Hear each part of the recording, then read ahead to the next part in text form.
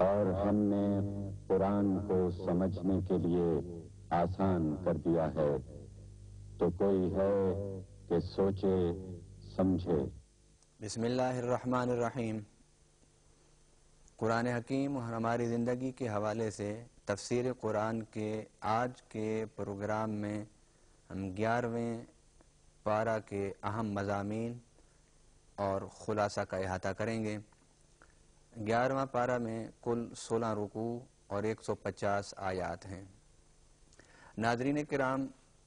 11واں پارہ کا پہلا ربع سورۃ توبہ اور سورۃ براءۃ سے ہے۔ اس ربع میں رب العالمین نے وہ صحابہ مخلص وہ صحابہ جو دین و اسلام اور پیغمبر صلی اللہ علیہ وسلم سے مخلص تھے، ان کی توبہ کی قبولیت کی خوشخبری سنائی۔ اسی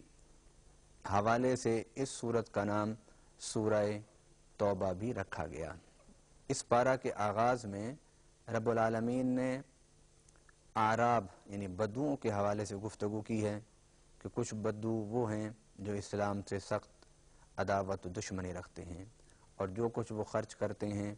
وہ ریاکاری کے لیے خرچ کرتے ہیں، اور کچھ بدو وہ ہیں کہ جو اسلام کے ساتھ مخلص ہیں، اسلام سے پیار کرتے ہیں، اسلام سے دل و جان سے اپنا سب کچھ قربان کرنے کے لیے تیار رہتے ہیں، اور جو کام بھی کرتے ہیں وہ اللہ کی قربت حاصل کرنے کے لیے کرتے ہیں۔ فرمایا کہ انسانوں میں ہر وقت دو قسم کے انسان رہے، وہ انسان کہ جو کسی نظریے سے مخلص اور سچا پیار کرنے والے، اور وہ انسان جو کسی نظریہ سے مخلص اور سچا پیار کرنے والے نہیں ہوتے، کیونکہ اللہ تعالیٰ نے اس انسانوں کو دین کے اختیار کرنے کے معاملے میں آزادی دی ہے، مگر یہ بات واضح فرما دی ہے کہ اگر تم دین کا راستہ، قرآن کا راستہ، وحی کا راستہ چھوڑ کر زندگی گزارو گے تو کامیابی کبھی نہیں ہو سکتی۔ کامیابی کا صرف ایک ہی راستہ ہے، وہ یہ ہے کہ جس خالق نے تمہیں پیدا کیا، اس نے جو تمہیں زندگی گزارنے کے لیے ہدایت نامہ دیا ہے، اگر اس پر تم کار بند رہو گے تو کامیاب ہوو گے۔ اگر اس کو تم چھوڑ کر زندگی گزارو گے تو زندگی تو گزر جائے گی، وقتی کامیابیاں بھی تمہیں ملیں گی، وقتی طور پر نعمتیں بھی حاصل ہوں گی، مگر بالآخر نتیجہ ذلت و رسوائی ہوگا۔ اور اسی ربع میں اللہ تعالیٰ نے فرمایا خذ من اموالہم صدقۃ تطہرہم وتزکیہم بہا وصلی علیہم ان صلاتک سکن لہم، کہ ان کے مالوں میں سے صدقہ لو۔ اس کا مقصد یہ ہے کہ جب تم ان کے مال سے زکوٰۃ لوگے، صدقہ لوگے، تو ایک تو ان کا مال پاک ہوگا، دوسرا یہ ہے کہ ان کے مال سے جب غرباء اور فقراء کا حصہ ان تک پہنچے گا تو اس سے معاشرہ میں محرومیاں ختم ہوں گی، اور جب معاشرے میں محرومیاں ختم ہوں گی تو وہ لوگ بھی کہ جو صاحب نعمت ہیں، صاحب دولت ہیں، صاحب مال ہیں، وہ بھی سکون اور چین کی زندگی گزار سکیں گے۔ یقیناً اگر معاشرے میں کچھ لوگ بنیادی ضرورتوں سے محروم ہوں اور کچھ لوگ تعیش و نعمت کی زندگی گزار رہے ہوں تو کبھی وہ لوگ محفوظ نہیں رہ سکتے۔ اگر صاحب ثروت لوگ اپنے مال و دولت کی حفاظت چاہتے ہیں تو ان کے لیے ضروری ہے کہ وہ زکوٰۃ دیں اور صدقات دیں، تاکہ معاشرہ کے محروم لوگوں کی محرومیاں ختم ہوں اور ان کی ضرورتیں پوری ہوں، کیونکہ انسان غربت افلاس سے تنگ آ کر اپنی غربت و افلاس اور محرومیوں کو مٹانے کے لیے ان لوگوں کی طرف رخ کرتا ہے کہ جن کے پاس مال و دولت ہوتا ہے، اور وہ پھر اس مال و دولت کو جب صحیح طریقے سے اپنے تک پہنچتا ہوا نہیں پاتا تو پھر وہ تشدد اور ظلم کا راستہ اختیار کرنے پر مجبور ہو جاتا ہے۔ اس لیے فرمایا کہ جو مالدار لوگ ہیں یہ اپنے مال کی تجوریوں کو فقراء، مساکین اور محروم طبقوں کے لیے کھلا رکھیں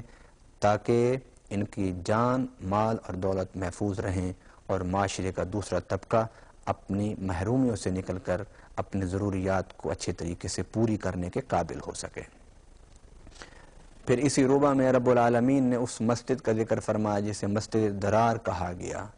کہ جو مسلمانوں کے مقابلے میں منافقین نے ایک مسجد بنائی، اور نبی پاک صلی اللہ علیہ وسلم کو اس میں آنے کی دعوت دی۔ نبی پاک صلی اللہ علیہ وسلم نے فرمایا کہ میں تبوک سے واپسی پر اس مسجد میں ضرور آ کر نماز پڑھوں گا۔ جب نبی پاک صلی اللہ علیہ وسلم تبوک سے واپس تشریف لا رہے تھے تو حضرت جبرائیل امین نے اس مسجد میں جانے سے روک دیا، فرمایا کہ اس مسجد کی بنیاد تقوی پر نہیں ہے، خیر پر نہیں ہے، بلکہ نفاق پر ہے اور اسلام کو نقصان پہنچانے پر ہے۔ نبی پاک صلی اللہ علیہ وسلم نے پھر اس مسجد میں تشریف نہ لے گئے۔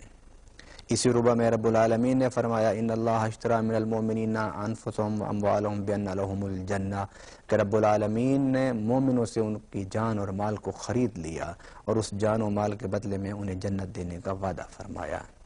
سبحان اللہ، کتنا خوبصورت سودا ہے کہ جان اور مال اللہ نے ہی ہمیں دی تھی، اسے پھر ہم سے خرید کر اس کے بدلے میں ہمیں جنت دینے کا وعدہ فرما لیا۔ ناظرین کرام، اس کا مقصد یہ ہے کہ ہماری جان مال اللہ نے خرید لی، اب ہم اپنی مرضی سے کچھ نہیں کر سکتے، اس لیے کہ ہم اب اللہ کے خریدے ہوئے غلام ہیں، اور جو خریدا ہوا غلام ہوتا ہے وہ اپنے آقا اور مولا کی مرضی پر چلتا ہے۔ اسی رکوع میں رب العالمین نے وہ 3 صحابہ حضرت کعب بن مالک اور ان کے 2 ساتھیوں کی توبہ کی قبولیت کی خوشخبری سنائی۔ اس سے اگلے رکوع میں رب العالمین نے فرمایا یا ایھا الذین آمنوا اتقوا اللہ وکونوا مع الصادقین، اے ایمان والو تقوی اختیار کرو اور سچے لوگوں کی سنگت میں رہا کرو۔ پھر اس رکوع میں فرمایا فلولا نفر من کل فرقۃ منهم طائفۃ لیتفقهوا فی الدین ولینذروا قومهم اذا رجعوا الیہم لعلهم یحذرون، کہ تم میں سے کچھ لوگوں کو ضرور دین کی مکمل تعلیم ہونی چاہیے، دین کے حوالے سے مکمل عبور ہونا چاہیے، دین کے معاملے میں مکمل سمجھ ہونی چاہیے، اور وہ دین کو سیکھیں، دین کو سمجھیں اور دین کو سیکھنے سمجھنے کے لیے اپنی زندگی کو وقف کریں، اور جب وہ دین کی سمجھ حاصل کر لیں تو پھر اپنے قوم کی طرف، اپنے قبیلہ کی طرف واپس لوٹ جائیں تاکہ انہیں دین سمجھائیں۔ اس لیے فرمایا علماء کرام نے کہ دین کی مکمل تعلیم حاصل کرنا معاشرہ میں فرض کفایہ ہے۔ ہر بندے کو بنیادی مسائل کا پتہ ہونا ضروری ہے، لیکن دین کی مکمل تعلیمات کا عبور یہ حاصل کرنا معاشرے کے چند افراد پر ضروری ہے۔ اگر چند افراد بھی اس ضرورت کو پورا نہیں کریں گے، اس فرض کو پورا نہیں کریں گے تو پورا معاشرہ گنہگار ہوگا۔ گویا دین کا علم مکمل سمجھ کے ساتھ حاصل کرنا یہ ہم پر فرض کفایہ ہے۔ ناظرین کرام، سورہ توبہ یعنی سورۃ برات کے آخری 2 آیتوں میں فرمایا لَقَدْ جَاءَكُمْ رَسُولٌ مِّنْ أَنفُسِكُمْ عَزِيزٌ عَلَيْهِ مَا عَنِتُّمْ حَرِيصٌ عَلَيْكُمْ بِالْمُؤْمِنِينَ رَءُوفٌ رَحِيمٌ، کہ یہ جو رسول صلی اللہ علیہ وسلم آئے ہیں یہ تم میں سے ہی ہیں۔ لَقَدْ جَاءَكُمْ رَسُولٌ مِّنْ أَنفُسِكُمْ عَزِيزٌ عَلَيْهِ مَا عَنِتُّمْ، کہ یہ جو رسول صلی اللہ علیہ وسلم ہیں یہ تم سے ہی ہیں، اور جب تم مشقت میں پڑتے ہو تو ان پر تمہارا مشقت میں پڑنا گراں گزرتا ہے۔ حریص علیکم بالمؤمنین رؤوف الرحیم، اور یہ تمہاری بھلائی کو بہت زیادہ چاہنے والے رسول ہیں اور مومنوں پر رؤوف اور رحیم ہیں۔ پھر فرمایا کہ اگر تم ان سے منہ پھیر کے بھاگ جاؤ گے تو اس سے ان کو کوئی فرق نہیں پڑتا، اللہ تعالیٰ ان کے ساتھ اور ساتھی اور صحابہ جوڑ دے گا، کیونکہ اللہ کا دین کسی انسان کا محتاج نہیں ہے۔ اگر انسان دین کو قبول کرتے ہیں تو یہ ان کا دین اسلام پر احسان نہیں، بلکہ یہ اللہ کا احسان ہے کہ اس نے انہیں ہدایت عطا فرما دی۔ ناظرین کرام، سورہ